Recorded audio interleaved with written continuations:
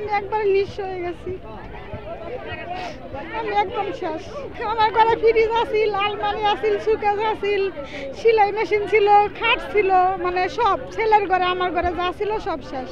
এখন আমাদের সর্বপ্রথম হইল বিশুদ্ধ পানি, হ্যাঁ, মশারি, কম্বল আর থাকার মতো আর কি বেডের মতো এই সমস্ত জিনিস আমাদের জন্য অতি প্রয়োজন, জরুরি।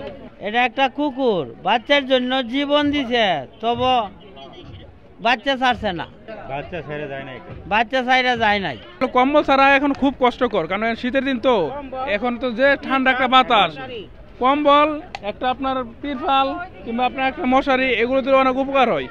কারণ কি এখন যাদের বাচ্চা কাচ্চা আছে তার ভাই অনেক কষ্ট হয়, কারণ আমাদের তো কিছু নাই। রহমান পার্থভাই থেকে কালকে যখন অগ্নি শুরু হয়েছে তখন থেকে আমরা মাঠে, পার্থভাই নিজেও আসছেন এবং আমরা প্রত্যেকটা বিগত দিনে যতগুলো আগুন অগ্নিকাণ্ড ঘটছে এগুলো বিচ্ছিন্ন বস্তিতে কোনো। কি বুঝলেন ভাই? অনলি যেটাই চাই।